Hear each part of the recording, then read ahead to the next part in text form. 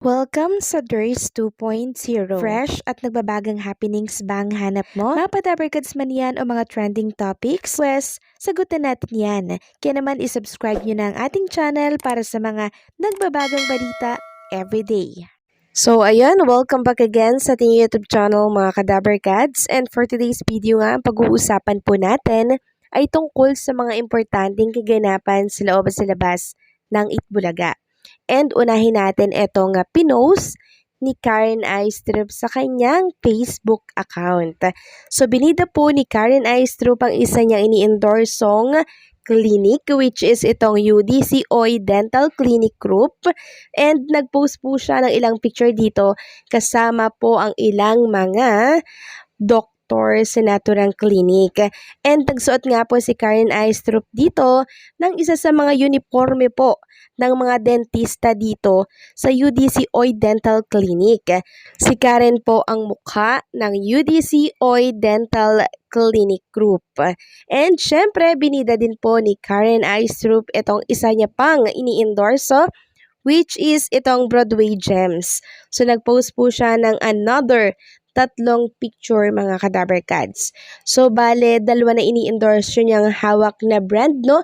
And hopefully ay mas dumami pa to mga kadabarkads. Sana may kumuha kay Karen Aistrup na mas malaking brand na kung saan ay magkakaroon po siya ng TV commercial. Tunay nga naman na pag nakilala ka dito sa Itbulaga, kukuhanin at makikilala ka ng mga naglalakihang mga advertisers like Atasha Mulak, 'di ba?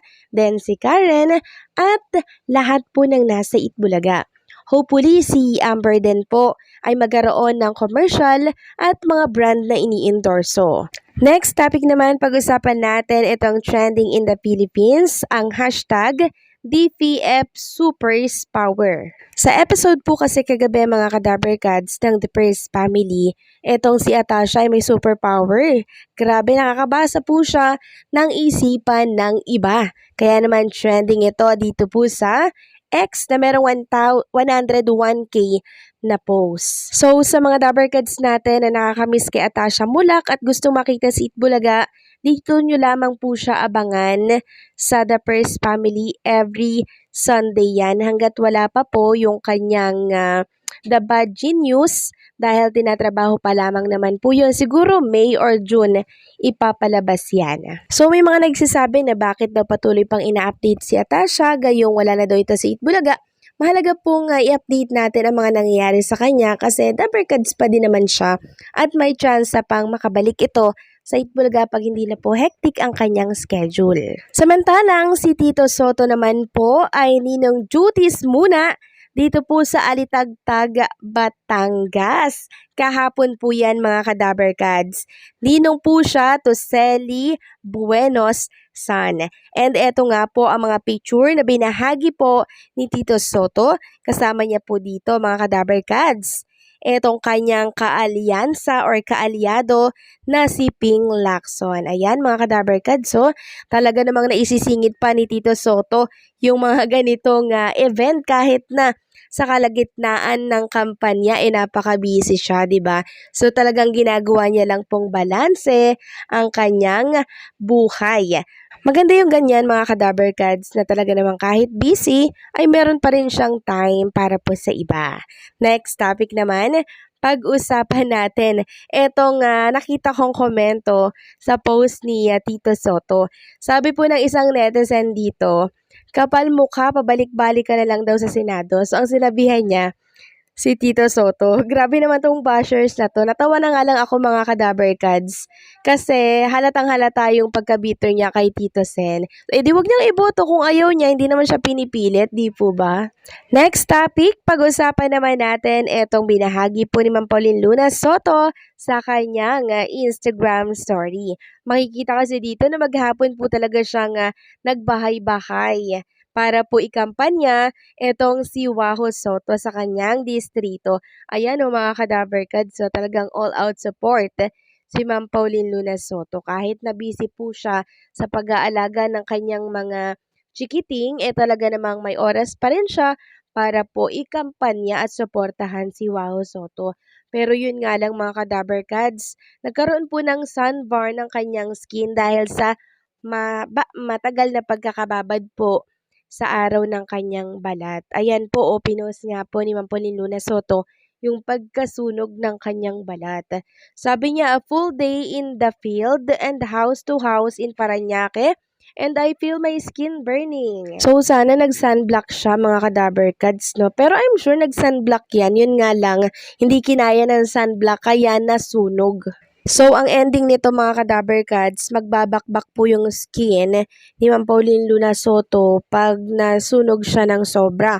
Pero hopefully ay maibalik din sa dati yung kanyang skin. Samantalang si Boss Joey De Leon naman ay naglabas ng panibagong statement para po yan sa Itbulaga. Statement with painting syempre. Sabi niya dito, not dipping green, mango, and salt is not only an insult but a sin. Then another caption, sabi ni Boss Joey, Itbulaga halos 5 dekada na, pero may asim pa. So, may asim pa daw ang Itbulaga. Yes naman, Boss Joey De Leon.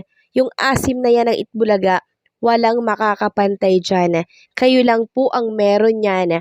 Pilit ginagaya ng iba, pero hindi po mapantayan. Samantalang, isang noontime show, merong panibagong segment. So, anong noontime show yan?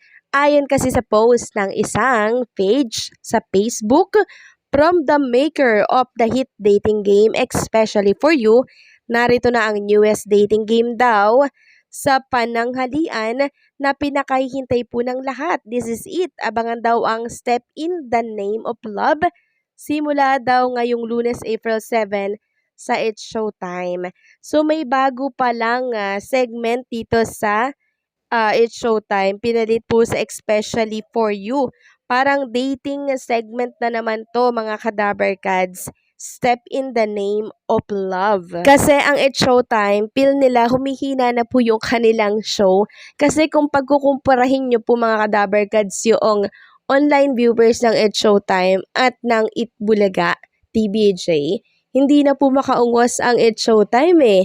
Kaya siguro binalik nila itong Mala Especially for You na may dating din. Kasi yun lang naman yung malakas sa kanila nung nakaraan. 'Di ba? Ngayon, binalik nila.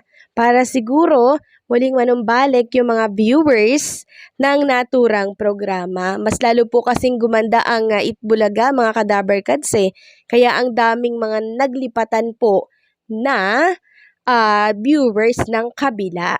Talagang andun po yung kompetensyahan ng dalawang programa, pero friendly kompetensyahan yan mga ka-Dabbercad. So ano ang masasabi niyo dito? Hanggang dito na lamang po ang update natin. Maraming salamat po sa patuloy na pagsuporta.